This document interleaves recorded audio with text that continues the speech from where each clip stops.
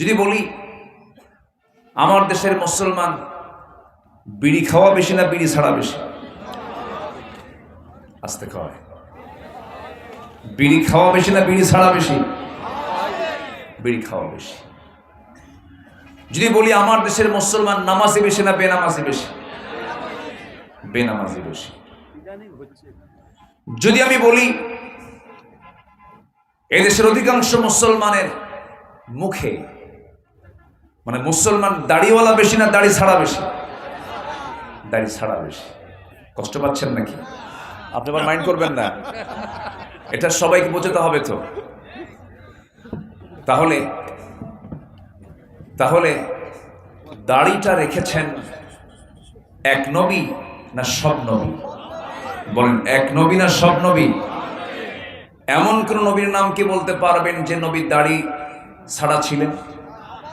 সুন্নাতুল আম্বিয়া, সকল নবীর সুন্নত হলো দাড়ি রাখা। তাহলে আমরা মুসলমান কিন্তু বেনামাজি বেশি, কোরআন পড়তে পারি না, বিড়ি খাওয়া বেশি। এত বিড়ি খায় শীতে আরো বাড়ে, এত বিড়ি খায় ইটের মানে ভাটার ধোঁয়া ফেল। আমি কি ভুল বলতেছি? এত খাওয়া খায়। যদি বলা হয় খান কেন, কে বাবা ব্রেন কাজ করে না, আছে কিনা বলেন? আছে। তাহলে মুসলমানদের স্বভাব কি এমন হওয়া উচিত ছিল বলেন তো? এমন স্বভাব কি হওয়া উচিত ছিল যে কোরআন সহি করে না পড়লে নামাজই সহি হয় না?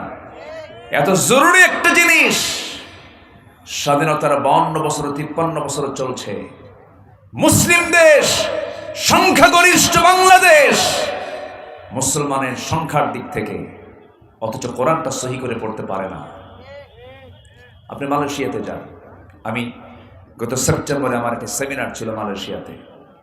মালয়েশিয়ার ছোট্ট বাচ্চারাও যে 8 ক্লাসে পড়ে সেও নামাজ পড়ানোর মতো যোগ্যতা রাখে। কেন জানেন? ওখানে তারবিয়াত, কোরআনের যে প্রাথমিক শিক্ষাগুলো, সব শিক্ষার সাথে এটা বাধ্যতামূলক। শিখতেই হবে, শিখতেই হবে। সম্মানিত ভাইয়েরা, এই ক্রাইসিসগুলো আমরা ফিল করছি, আমরা অনুভব করছি। জাতির কোরআন বোঝা দরকার সবার আগে না সবার পরে? কোরআন শিখলে আদব শিখবে, কোরআন শিখবে না আদবও শিখবে না। আর আদবের সূরার নাম কি বলেন তো? সূরাতুল হুজুরাত। সূরাতুল হুজুরাত থেকে আমি কিছু কথা বলতে চাচ্ছি, একটু মনোযোগ দিয়ে কথাগুলো শুনুন। আল্লাহ রাব্বুল আলামিন এই সূরার ভিতরে 10টা হুকুম দিয়ে দিয়েছেন, বান্দা 10টা হুকুম যদি মানতে পারো, আমি আমার সেন্স অনুযায়ী কোরআনটা যতটুকু পড়েছি, বুঝেছি, এই সূরাটা যতটুকু রিসার্চ করেছি, এই 10টা গুণ যদি কার অর্জন হয়ে যায়, সে ফেরেশতা চরিত্রের মানুষ হয়ে যাবে। জোরে বলে সুবহানাল্লাহ। কি চরিত্র? ফেরেশতা চরিত্র। কি